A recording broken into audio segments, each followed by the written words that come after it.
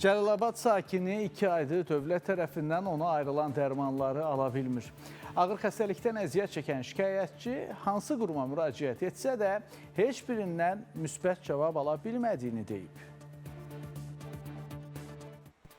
Cəlilabad rayonunun Allahverən kənd sakini Murad Abdullayev bir neçə ildir ki, qaraciyər xəstəliyindən əziyyət çəkir. 2022-ci ildə qaraciyər transplantasiyası olunan Murad Abdullayevə ikinci qrup əlillik təyin edilib. Əməliyyat olunduğu gündən dərman preparatları qəbul edir. Amma son 2 ayda dövlət tərəfindən ona verilən dərmanı ala bilmir. Şikayətçi deyir ki, 2 aydır Cəlilabad rayon mərkəzi xəstəxanasına müraciət etsəm də mənə dərman verilmir.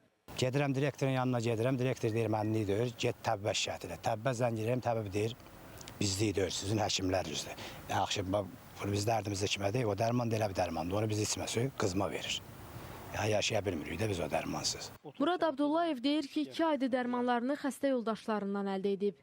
Bizim qonşuda böyrək xəstəsi var, o da bizim dərman birim. Belə bir proqrafı bizim dərmandan içir. Ona dönənlər zəng eləmişəm, sağ olsun.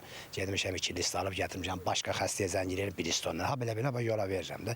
İndi mən bunları 2 ayda mənə dərman verilmir. İndi o haçansa 3-cü ayda dərman verilsə, o 2 ay batdı. İndi mən onu aldıqlarımı da aparıb cəmaata qaytarmıram, xəstələrə qaytarmıram. Yəni bizim günümüz budur da, bizim yaşayışımız budur.